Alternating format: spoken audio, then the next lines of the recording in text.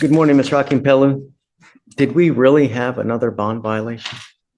No. We think this is the issue we were having where it was incorrect. Oh, so we're still, but nothing new has happened? No, nothing new. Okay. And so we're just trying to get them past it. We were going to have a hearing about it, but we just decided to do a time serve on this and then deal with the Star Court stuff upstairs and just be done with it. Are you guys familiar with what Star Court is? I have. Wait, what exactly is Star Court?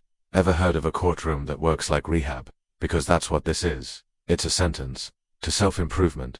Would you take that deal or risk real jail time? Tell me in the comments. No idea. Actually, I am actually, because I used to. Okay. What Star is court is a drug intervention. It's kind of like the sober court where they're actually report to the court in front of the judge. They have probation officers. They have basically a So it's attorney for them. sober court for felony cases? Right, for drug cases, yes. Do they go into treatment? Is it outpatient, They can. intensive? They can actually go It into it. depends because it's for our sober court, it only addresses alcohol, and drug court is drugs and alcohol. So it just depends on what the client's issues are. But they do participate in treatment. You know, you're on two very serious felony probations for two DWI thirds. I cannot imagine that they're going to bend over backwards to help you as many times as they have, Mr. Akingpelu. Really. I mean, when do we say when? The courts here we're not asking much from you. Really. We're not. The only thing that we're asking from you is don't drive and don't drink alcohol. That's literally the only thing we're asking you to do. And you come back over and over and over and over. And at some point, excuses lose value. If my This is Judge Fleischer at his rawest no filter, no fluff dot, and honestly, he's not wrong. When the same excuse gets recycled like a bad sitcom plot, even the court runs out of patience. At what point should the system stop giving chances? Tell me, are you still taking their side? kid makes a mistake and I tell him, okay, bud, don't do it again. And he does it again. All right, come on, man, I told you. And he does it a third time and he does it a fourth time. Do you think a sorry means anything? No. That's what we have here over and over and over like a little child. It's time to grow up before they throw your ass in prison. I mean, what is it really going to take? Some people really only learn the hard way. Is that what's going to happen to you, Mr. Akimpello? Only time will tell. You now stand charged with driving on a suspended license. You're facing up to 6 months in jail and or a $2,000 fine. You guys have worked out an agreement. They're offering you 3 days in jail with credit for the 3 days that you've done. You need to understand a couple very important things. Number one, it's going to go on your record. You're now facing a minimum of 90 days in jail for any new cases that you pick up in here. Number one. Number two, the fact that you are on probation, you're pleading guilty to this offense, they can revoke your probation, and this can result in further confinement. It can result in you ending up back in TDC. You're looking at 2 to 10 of the penitentiary if you pick up any more cases. You also need to understand that it's possible that DPS suspends your license on top of this. I have no control what DPS does, but they're probably going to suspend your license. Don't start driving. It is a condition of your probation now. You are not to drive any vehicle that doesn't have an interlock on it. Do you understand? You're giving up the right to a trial, right to compel witnesses to testify on your behalf, confront and cross-examine your accusers. If you're not a citizen, there are possible immigration consequences. You can be deported, excluded from the country, denied naturalization. You give up the right to appeal. So once you accept this agreement, you can never change this or undo this. Do you understand? How do you plead to the offense of driving while your license is suspended? Guilty or not guilty? I will find you guilty. I will follow the agreement. Don't come back. Really. And please, don't kill someone. I'm begging you, don't kill someone on the road. Good luck. Thank you, Mr. Thank you. Mr. Atkins, do you need a payment plan for the courthouse? I don't know how many times we're really going to bend over backwards to continue to let you out of jail. At some point, your actions become your own. I understand that you've had a hard life. I understand that you've not had people in there to guide you. That's why we are here now. We want to help you. We want to lead you in that right direction. But at some point in this life, your actions become your own, and you cannot continue to blame this, that, upbringing. Just, you have to know what is right. You have to know what is wrong. And the most important thing is self-control. You have to learn self-control. 90% of the people that are in jail, because they have no self-control. They act without thinking. They speak without thinking. If I say this, what's going to happen? If I do this, what's going to happen? That's what you have to do. You're going to get upset again. It's going to happen. But you have to control yourself. Do you understand?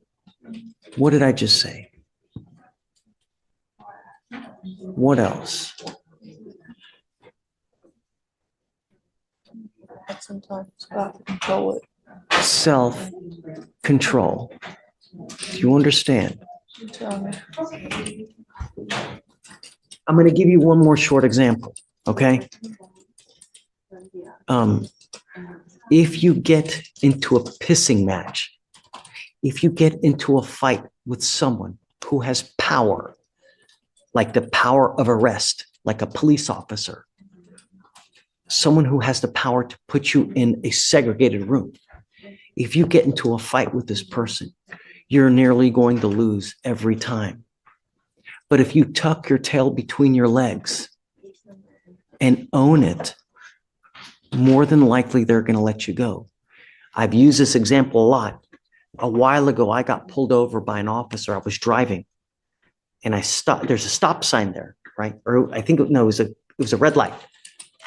And it turned green. No, it was a stop sign. And I get to the stop sign and I stop, but it was maybe for like a second. Cop comes behind me, woo, pulls me over and comes to my window, extremely aggressive. Why didn't you stop? What's wrong with you? You really could have injured someone. You know, officer, you're right. I'm sorry. I messed up. It was stupid of me.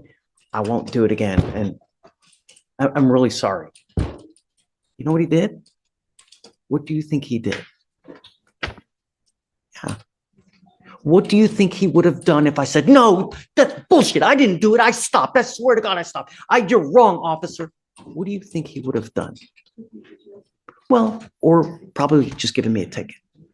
But if you tuck your tail between your legs and own it, 9 times out of 10, good things are going to happen. That's what you need to learn. Self-control. And you know what? Even if you're right and they're wrong, it's okay. It's not a big deal. But that's how we live. That's how we mature. That's how we grow up. Your actions now are your own. You have to realize that. We're working hard to get you out. So Josh and Morgan here have gone above and beyond the call of duty to try to get you out of here so you don't sit and languish in jail. We're working hard for you, but we can't keep you doing this. At some point, it's not going to happen again. So if you come back with a third case, if you are unable to control yourself and something happens and you either hit someone, or violate conditions again, get ready to stay with us.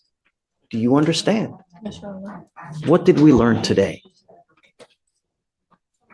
Self-control. It's not hard. You're going to get upset, but just relax and everything will be fine. All right? Okay. So what we're due, have you spoken to them yet? I'm about to call now. All right. We're working. We can't get you out today. It'll be tomorrow. We're trying to get you out hopefully by 2 o'clock tomorrow. The only thing that's pending now is we need someone to pick you up. So that's what Josh is doing right now to try to get someone to pick you up. If he can find someone, we'll get you out hopefully by 2 o'clock tomorrow. You'll be in there. Now, I don't want you to have contact with, who is it? Chanson Cobbs. Say it again. Chanson Cobbs. Do you know who this is?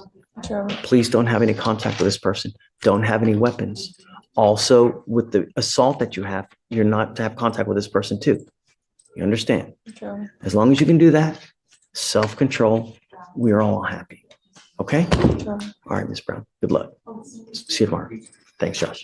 So no motion for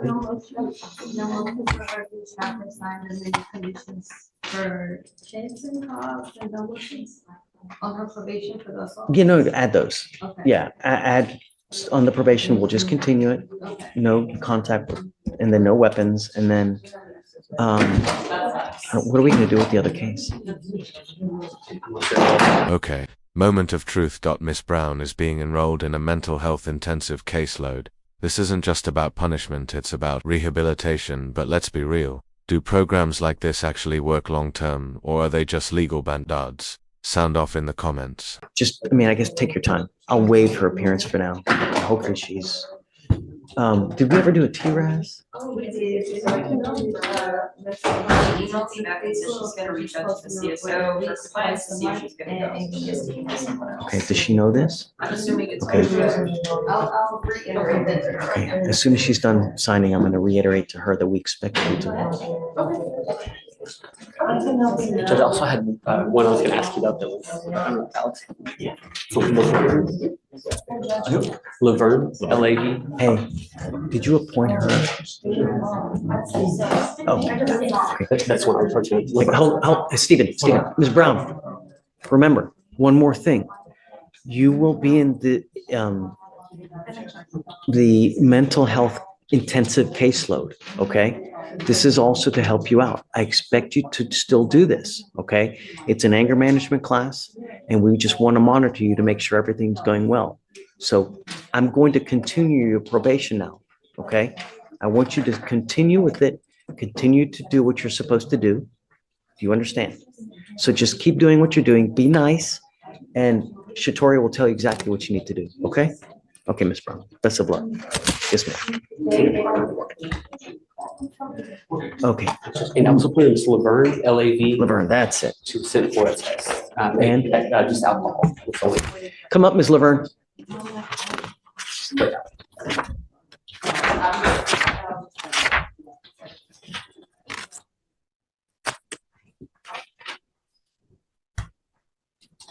How old are you, ma'am? Okay. No more alcohol, no more illegal drugs. Now, you only tested positive for alcohol. Good, but I don't want it for the foreseeable future for now. All right. Have you guys got the rip done? I saw Conrad here. He took off. Your Honor, the RIP has not been completed on this one. Conrad's in trial today, Judge, so Okay. I mean, we can ask him, Just but don't rush. I mean, if he's in trial, he's in trial. Yes. Let's not bother him, really. So Ms. Laverne, I don't want you to have contact with this person. I don't want you to have any weapons. You got out of jail because we gave you a PR bond. You're not going to get another one. You got to understand, you pick up a new case, you violate conditions, your bond hits $5,000 to $10,000. If you don't have anyone to pony up that money, you'll be stuck like Chuck. So just understand that. We're not asking for much. Be nice. It's not hard. You understand? No contact with this person. I've given you a lawyer. It's your responsibility to stay in touch with Josh. If Josh tells me he can't get a hold of you, ixnay on the PR bond A. Do you understand what that means? No more PR bond. Be nice. It's not hard. All right? Okay, man. We'll just have you sign a reset. We'll have you get with Fleischer if your bond finishes, and then you're free to go. Okay. Thanks, Josh.